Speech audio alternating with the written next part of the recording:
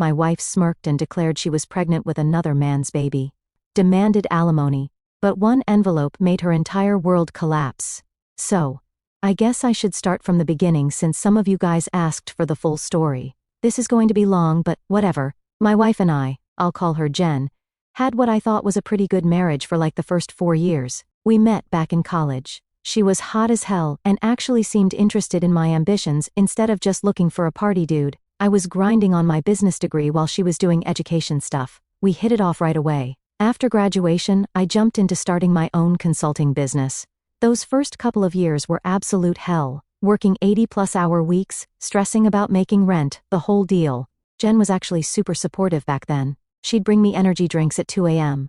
When I was coding, give me pep talks when clients ghosted me, all that girlfriend of the year type stuff. She even suggested putting her teaching career on hold to support me while I built something great. I thought it was the most selfless thing ever. Looking back, I should have seen that red flag waving in my damn face. Once my business finally started making decent money, we moved into this nice house in a good neighborhood. Jen got super involved with this local church, like obsessively involved. She started running women's groups, organizing charity events, constantly posting Bible quotes. On her Instagram, always preaching about family values and marriage sanctity and love. But around year 4, love started feeling off. It started small, little things. She stopped asking me about my day. Conversations that used to flow effortlessly started feeling scripted. Like she was just checking off boxes instead of actually listening. I'd ask simple things. How was Bible study? Who showed up? And she'd answer in vague, clipped responses, like she was in a hurry to change the subject. And what really caught me off guard is how she started getting weirdly interested in our finances, specifically, my finances. Before, she'd been content just having access to the credit cards, and never asked much about the business. Suddenly, she wanted to know exact numbers. How much did we make last quarter? She'd ask out of nowhere. What's the business valued at now? Do we have assets I don't know about? At first, I thought she was just taking an interest, maybe trying to be more involved. Then I noticed she was taking pictures of financial statements I left out. I found her going through my office files one night when she thought I was asleep. Just organizing, she claimed. But I caught her scanning documents with her phone. Things were escalating slowly, and I could feel the tension between us grow as the days passed by. Then I started noticing shifts in her routine. Her schedule got weird. Random late nights, weekend trips that didn't quite add up. She'd leave the house in one outfit and come back in another, brushing it off with a casual, "Oh, I spilled something." One night I mentioned how we barely spent time together anymore, how she seemed different. She rolled her eyes. "You're imagining things," she said, tone flat, but she wouldn't look at me when she said it. Then she suddenly got super protective of her phone. She bought new clothes, sexier stuff, but I never saw her wearing them. She'd come back with stories that didn't add up, like mentioning restaurants in cities they supposedly never visited or having receipts for only one hotel room when she claimed 4 women went. I didn't want to believe it, thought maybe I was just being paranoid from working too much. Then one night, she came home late, her hair slightly messy, her makeup more smudged than usual. There was this faint, unfamiliar scent clinging to her, something sharp, like a cologne I didn't own. I asked casually at first, "Long night?" She barely looked at me as she kicked off her heels. "Yeah. Bible study ran late, then we grabbed dinner. You know how it is. Except, I didn't know how it was because Bible study used to end at 8. And now she was strolling in past midnight like it was normal. "Smells like someone spilled cologne on you," I said, watching her reaction. That's when her posture changed, not guilty, defensive. She scoffed, crossing her arms. "You're seriously paying attention now?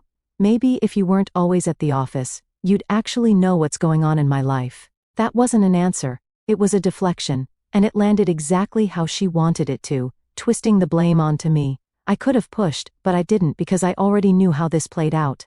If I accused her, she'd cry, turn it into me being paranoid, me being neglectful. I wasn't about to let her spin the narrative like that, so I got smart about it. I started checking credit card statements, looking at her location history when she'd leave her iPad unlocked. Pro tip, women never log out of their accounts. And sure enough, every Tuesday and Thursday afternoon, she was at this address. Across town for exactly 2 to 3 hours, some apartment complex. One Thursday, I decided to leave work early, parked across from the complex, and waited. Sure enough, at 2 p.m. sharp, Jen pulls in. 10 minutes later, this dude parks next to her. Tall guy, gym bro type with one of those tribal tattoos on his arm. Such a love cliché. I took pictures of them walking in together, all touchy-feely. Sitting in my car, fuming, I watched my wife, a woman I had built my entire world around, walk into another man's apartment with that same flirty energy she used to have with me. My mind was screaming at me to storm up there and break the door down. But I forced myself to stay put because rage is loud, but revenge? Revenge is quiet. When she came out 2 hours later, I took more pictures, watched them kiss like they had all the time in the world. And right then, something in me shut off. No more doubts.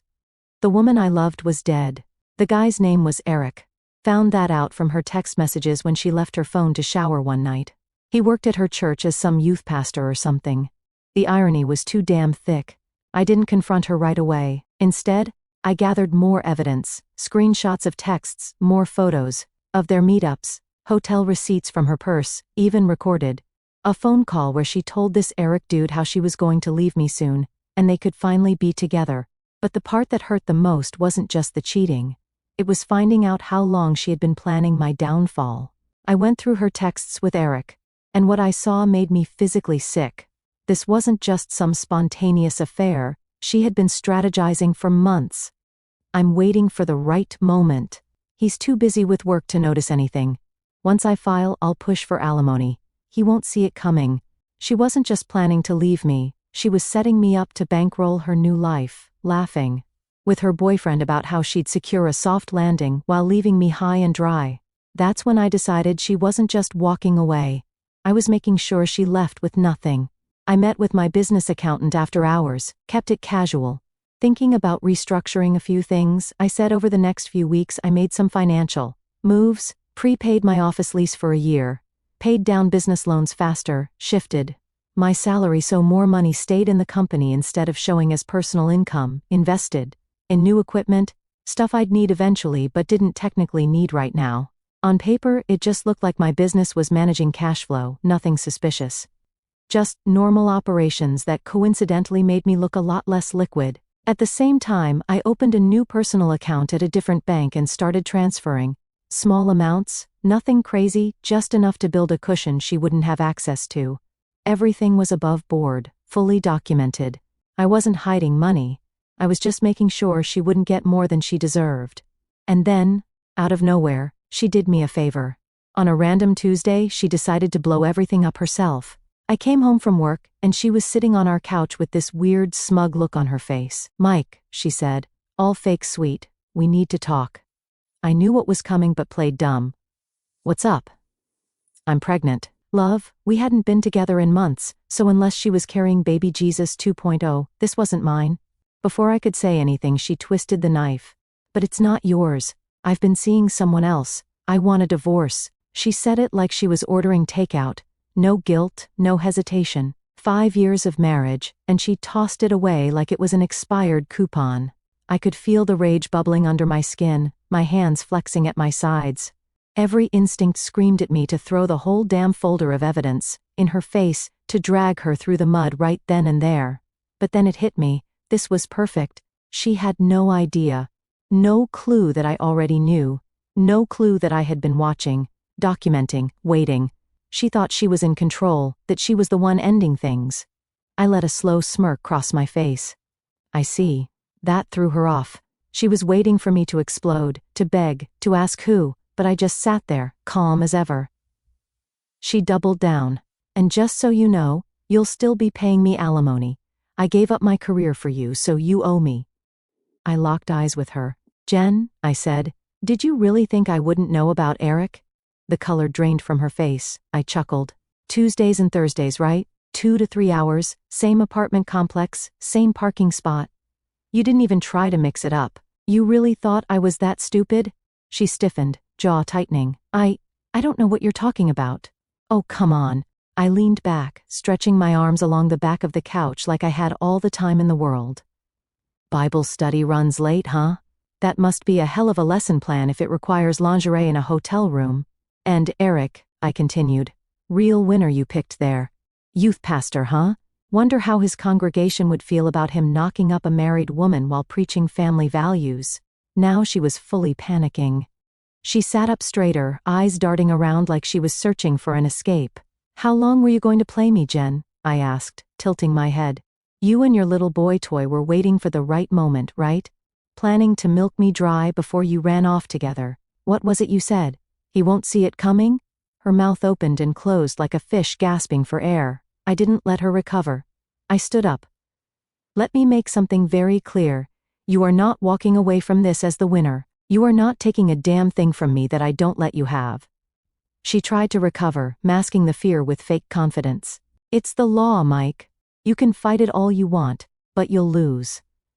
I gave her the smuggest smile I've ever given anyone in my life. "If you say so," I said simply. She thought she was hitting me with the ultimate power move, but really, she saved me the trouble. All I had to do was smile, and let her believe she was in control. Meanwhile, I was already 5 steps ahead. The next few weeks were love weird. Jen moved out almost immediately, right into Eric's apartment. She filed for divorce, citing irreconcilable differences. Fancy legal talk for "I want to bang other dudes without feeling bad about it." I met with a bunch of lawyers. The first 3 basically told me I was screwed. No-fault divorce date was like their favorite phrase or something. Apparently, the fact that my wife was banging the youth pastor and got knocked up by him didn't mean love in court. But I kept looking until I found this attorney, I'll call him Paul, who at least didn't love me. "Look, man, I'm not going to lie to you," he said. "You're probably going to have to pay her something, but we can try to minimize the damage." When I showed Paul my financial statements, he raised an eyebrow. "Interesting timing on some of these business expenses and restructuring," he said, giving me a look. He didn't say more about it, couldn't legally advise me to hide assets. But I could tell he understood what I'd done. "Well, this might help reduce the alimony calculations somewhat, but in this state, you're still looking at significant payments." That's when the wheels started turning.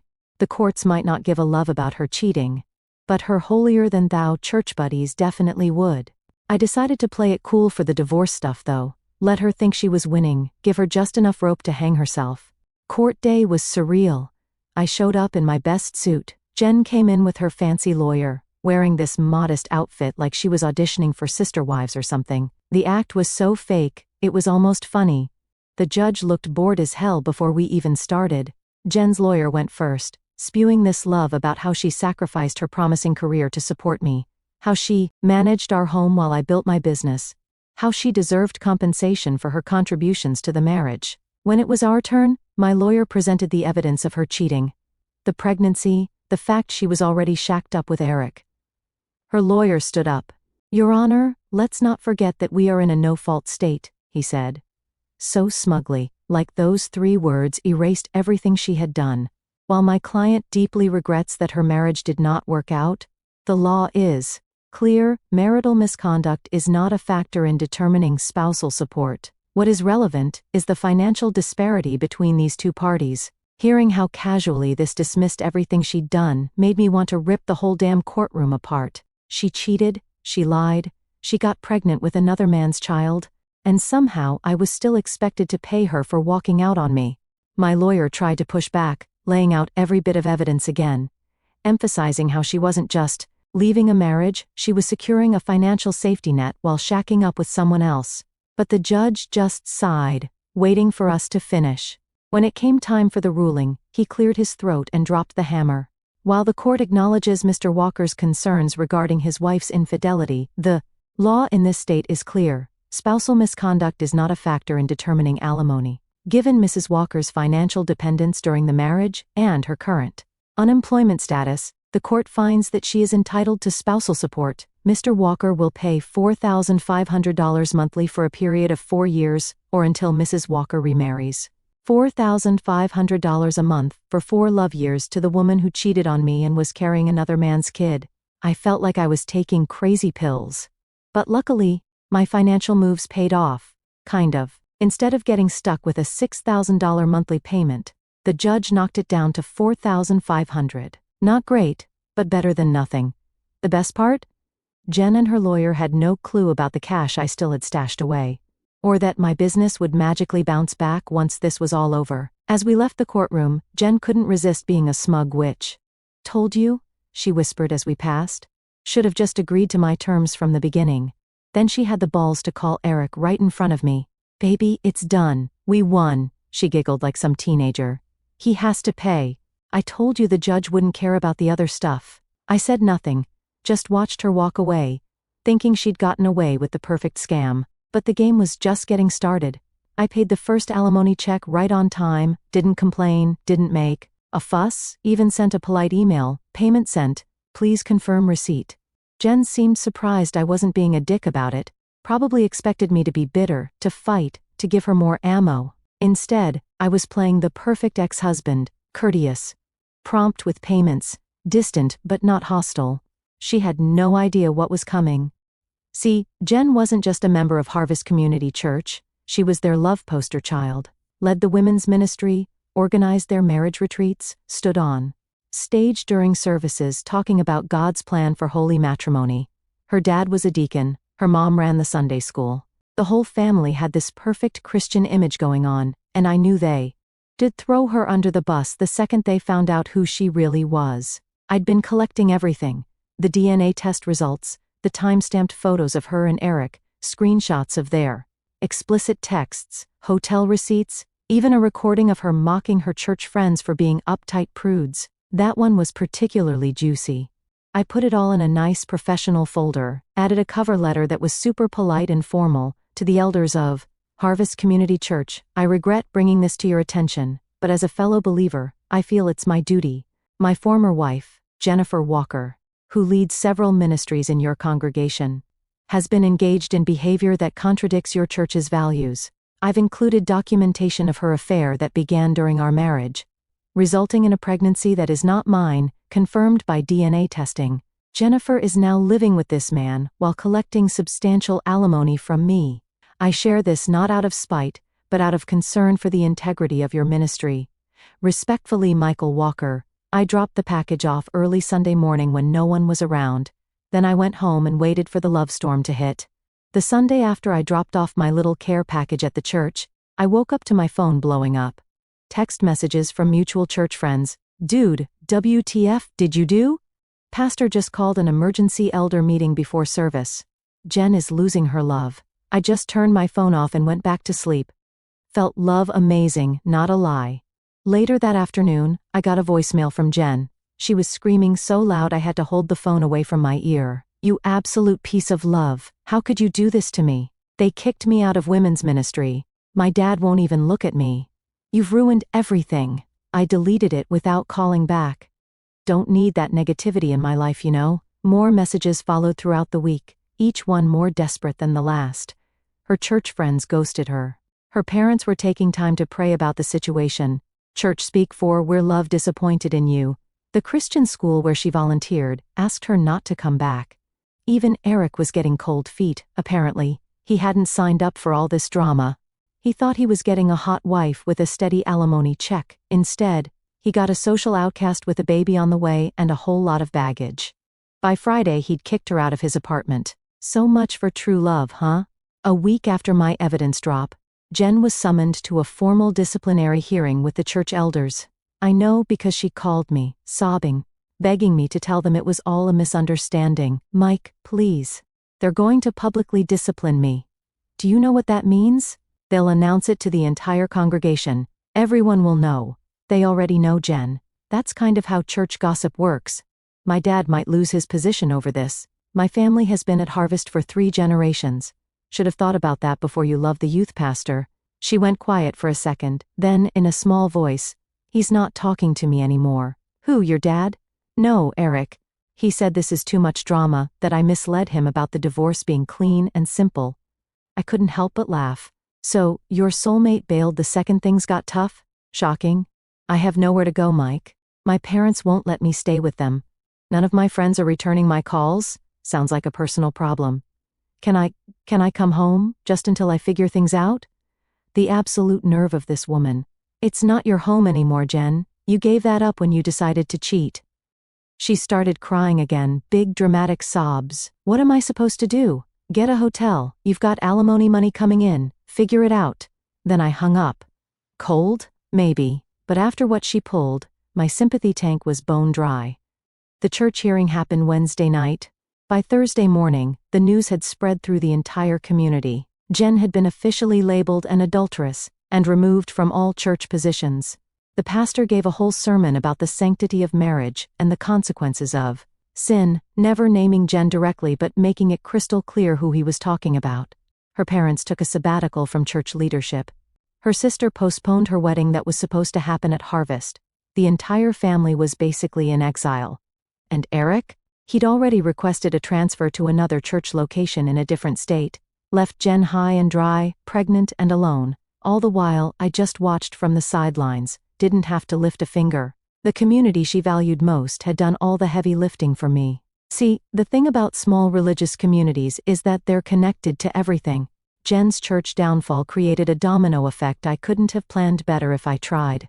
First, the private Christian school where she worked part-time suddenly had budget cuts and eliminated her position. The principal couldn't look her in the eye when he told her. Then her volunteer gigs started drying up. The crisis pregnancy center where she counseled young women decided her current situation made her a poor role model. The charity where she organized donation drives said they were restructuring their volunteer program. One by one, every part of her identity was stripped away. And I just kept paying that alimony check each month, right on time. 3 weeks after the church scandal broke, I got a text from our old neighbor. Jen's living in her car in the Walmart parking lot. I didn't respond but drove by later that night. Sure enough, there was her Honda, parked in the far corner of the lot. I could see her silhouette in the driver's seat, illuminated by her phone screen. The next day she called me again. I lost my job, she said, voice flat, no tears this time, just hollow defeat. That sucks. The baby's due in 5 months. No one will hire me. My parents still won't talk to me. I said nothing. I've been sleeping in my car, she finally admitted. I can't afford both a car payment and an apartment on just the alimony. Sounds like poor financial planning. She exhaled sharply. Is this what you wanted? To see me completely destroyed? I thought about it for a second. You know what? Yeah, pretty much. I was stupid. I made a mistake. I never meant to hurt you. I cut her off. I don't care. She choked out a sob. I just wanted to say I'm sorry. I smirked. Cool. Good luck with your new life. And that's when I decided to play my final card. Time to end this love on my terms. Actually, I said, keeping my voice casual, I might have a solution that works for both of us. What kind of solution? Jen asked, suddenly alert. I could practically hear the desperation in her voice. I'm getting tired of writing these monthly checks, I said, keeping my voice casual. And my business is expanding. I'm looking at opening an office in Singapore, might move there for a while.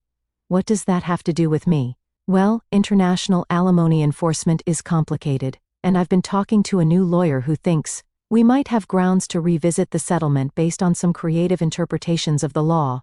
That was total love, of course, but Jen didn't know that, and she was in no position to question me. What are you saying? Her voice had that edge of panic. I'm saying I'd like to buy you out. One lump sum payment instead of monthly alimony for the next 4 years. Silence on her end as she thought about it. How much? She finally asked. $90,000, cash, tax-free. You sign a document releasing me from all future obligations, and the money's yours today. Jen had no clue I could afford that lump sum easily. The moves I made earlier kept a big chunk of my money safe, and my business was already bouncing back. She and her lawyer never found half of what I had. To her, $90,000 seemed like a lifeline, but it was less than half of what I'd owe her over the full alimony term, a massive discount. But to someone living in their car, pregnant and broke, it probably sounded like winning the lottery. I don't know, she stammered. My lawyer said, your lawyer isn't sleeping in a Walmart parking lot, I cut in. And this offer expires in 24 hours. After that, I start the process to challenge the alimony ruling, and you get nothing while we battle it out in court for the next year or two. More silence. I could almost hear the wheels turning in her head. Can I think about it? Sure. You've got until this time tomorrow. Then I'm moving forward with the challenge. I hung up without waiting for a response. She called back 2 hours later. I'll take it, she said quietly. Smart choice. I'll have the paperwork ready in the morning. Meet me at my lawyer's office at 9 a.m. Mike, her voice was small, thank you. I almost laughed. Don't thank me, Jen. This isn't mercy, it's business. The next morning, she showed up at the lawyer's office looking like absolute love. Dark circles under her eyes, hair unwashed, wearing the same clothes I'd seen her in through the car window. My lawyer had the paperwork ready, a complete release of all future alimony obligations in exchange for a one-time payment. I'd already had the cashier's check prepared. Jen barely read the documents before signing. When my lawyer slid the check across the table, her hands trembled as she picked it up. "So, that's it?" she asked. "We're done?" I nodded. "Completely done. I don't ever want to hear from you again." She looked like she wanted to say something more but instead just nodded and walked out. As the door closed behind her, my lawyer shook his head. "You know, most guys in your position wouldn't have offered her anything." I told him it was worth 90 grand to be free of her forever, and I meant it. The monthly payments weren't hurting me financially, but they were a constant reminder of how she'd played me. Now I was completely cut loose, free to move on without her shadow hanging over me. Besides, I knew Jen. She'd burn through that money in 6 months, and then she'd have nothing. No alimony, no job prospects, no backup plan. Meanwhile, I'd be building my empire, living my best life, and never looking back. I ran into her about 6 months later at a gas station. Didn't plan it, just one of those random things. She looked rough, still pregnant or maybe pregnant again. I didn't ask and didn't care. Driving some beat-up old Civic, instead of the nice car she had during our marriage. She saw me filling up my new BMW, and kind of froze, like a deer in headlights. I nodded at her, just to be civil, you know. She walked over hesitantly, there was awkward silence, then she said, "How are you?" I shrugged. "Business is good, life is good." She nodded, looking down at her feet. That's good." More awkward silence. "The money's gone," she finally said. "I had to pay off debt, and the rest went to rent and food." I just looked at her. "Not my problem, I know. I don't know why I'm telling you this." I finished pumping gas. "Well, good luck with everything." I started to get back in my car but she said, "I'm sorry, Mike, for everything. I really am." I looked at her for a long moment. Was it satisfying to see her like this? Honestly, not as much as I thought it would be. But I didn't feel bad for her either. Too little, too late, Jen. Then I got in my car and drove away. Haven't seen her since. Things for me have been going pretty well. I met this amazing woman. She's love incredible, runs her own marketing agency, works hard, plays hard, and doesn't play games or pull any love. We moved in together 3 months ago. No rush to get married again, once bitten, twice shy and all that, but I could actually see it happening someday with her. She's the real deal. I tried to stay out of Jen's business completely, but in a town this size, information travels. Plus, we still have some mutual acquaintances who occasionally drop info my way. That $90,000 I gave her? Gone in like 4 months. Apparently she used some to pay off credit card debt I didn't even know about, got a cheap apartment, and blew through the rest trying to maintain her lifestyle instead of adjusting to her new reality. Classic Jen. Never could budget worth a damn. She had the baby, a boy. Eric is legally on the hook for child support, but from what I hear he's a deadbeat who's always behind on payments. He moved to Ohio like I mentioned before and has basically nothing to do with the kid. Guess his calling to youth ministry didn't extend to his own offspring. Shocking. Jen tried to restart her teaching career, but her reputation followed her. No Christian school would touch her. And public schools wanted recent experience she didn't have. Last I heard, she's working at some call center, making barely above minimum wage. The real karma is what happened with her family. Her parents eventually forgave her after about 8 months of shunning, but things are still super strained. They help with the baby sometimes but are always making comments about poor life choices and living with consequences. Her sister keeps her distance, apparently worried Jen's reputation might affect her own standing in the church. Jen tried to rejoin the church community, but it didn't go well. They let her attend services, but she's banned from any leadership roles forever. She sits in the back and leaves right after the service ends. No more women's ministry, no more marriage retreats, no more social status. The ultimate irony? I heard from a mutual friend that she's been telling people she made a mistake and that she should have worked on her marriage. Too late. As for me, I'm doing better than ever. Business is booming, relationship is solid, and I've started doing some stuff I always wanted to try but never had time for. Got my pilot's license, took up mountain biking, Even started learning guitar. Lesson learned, sometimes the worst love that happens to you leads to the best version of your life. You just have to be willing to burn the bridges that need burning and never look back. So, I guess that's it. Probably won't update on this whole drama since I'm honestly not thinking about Jen much these days. Got better things to focus on. Oh, and one final note for anyone going through something similar: document everything.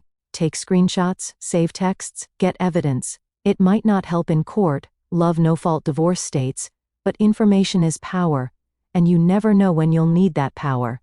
Peace out, Reddit.